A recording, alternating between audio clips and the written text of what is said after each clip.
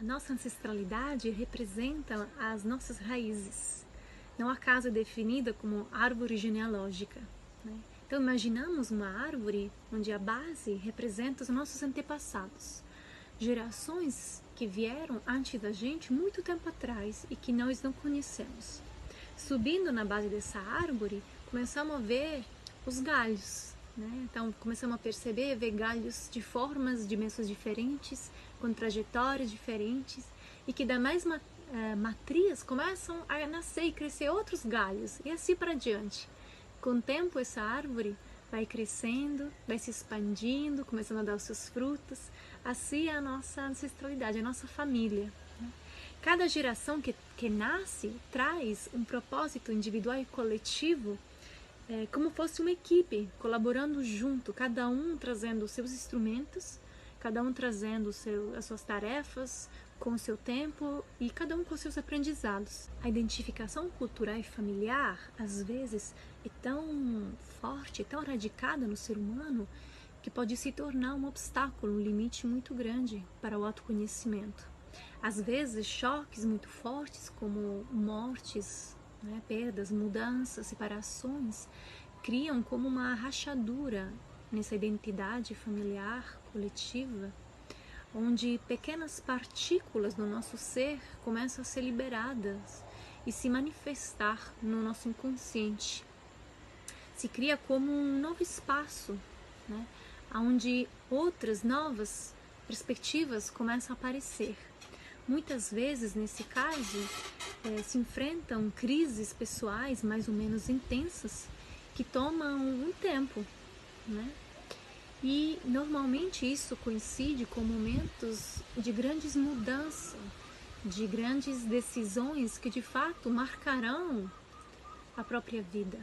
A nossa ancestralidade transmite por herança genética muitas informações diferentes, histórias, segredos, características, dores, traumas, e tudo isso está escrito no nosso DNA, na nossa linguagem genética. E esse código viaja de geração em geração, sendo plasmado de pessoa em pessoa, como fosse um ser vivo. E a ancestralidade, essa consciência ancestral, quer evoluir, que é como fechar as contas que ficaram abertas, né? Reconstruir partes do próprio históricos que ficaram incompletas, pedaços perdidos, partes que não foram acolhidas, que não foram integradas. Gerações após gerações, as marcas traumáticas do passado começam a vir à toa, se repetindo, gerando padrões que começam a atuar através do inconsciente, usando uma mesma linguagem genética. E essa repetição de padrões pode acontecer por anos e anos, até chegar finalmente dentro da família uma alma que se encarregará de quebrar esse circuito. Mas não só isso, também aceitará de viver por grandes desafios e crises que lhe permitirão de se conhecer e de descobrir o que a própria ancestralidade deixou incompleto e o que simplesmente precisa ser curado. A partir do momento da alma se encarnar, a vida desse ser vai se tornar uma grande aventura, tentando reconstruir o próprio DNA, né, criando uma nova realidade e tentando também traçando uma nova trajetória, uma nova direção para que seja tomada nas gerações futuras. Cada membro da família tem um papel fundamental nesse grande desenho ancestral. De fato, cada um tem os seus deveres, os seus desafios, as suas tarefas, e cada um também é uma peça fundamental para a evolução coletiva, que coincide com a própria evolução pessoal. Não encarnamos numa família qualquer. De fato, ela coincide perfeitamente com o trabalho espiritual que a nossa alma precisa encarar para o próprio crescimento individual. Cada membro da família nos trará informações úteis a nível da experiência para o nosso desenvolvimento, nos estimulando a tomar atitudes que ampliarão o nosso percurso.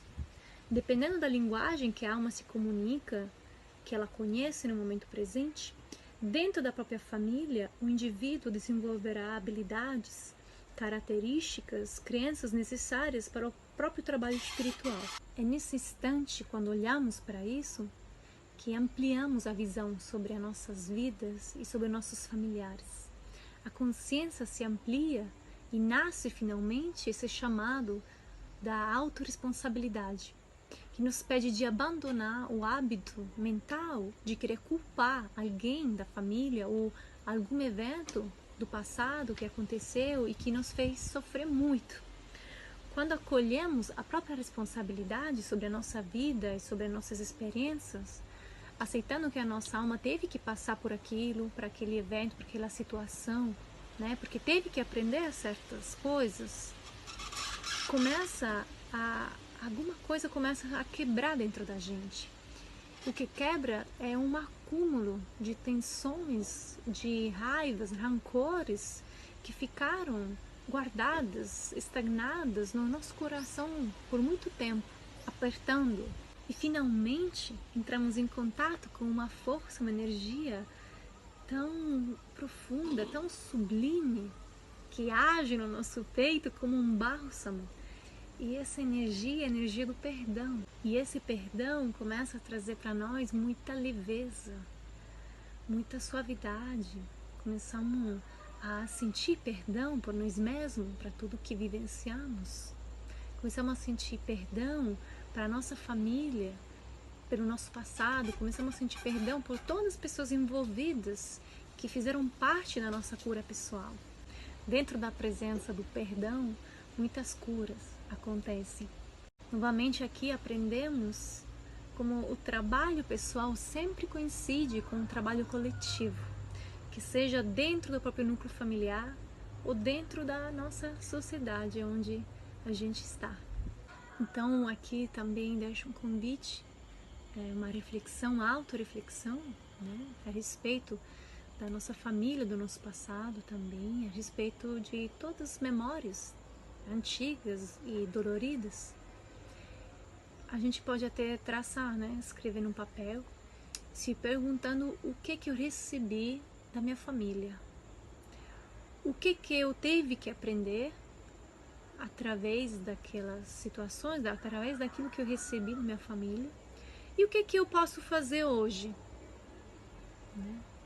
Qual é a minha contribuição hoje, né? Que é independente daquilo que eu vivenciei. Aquilo foi uma grande escola, uma grande experiência, um grande aprendizado. Mas aonde eu quero ir agora? Qual é a minha contribuição nisso? Né? Então, boa reflexão, bom trabalho e até a próxima.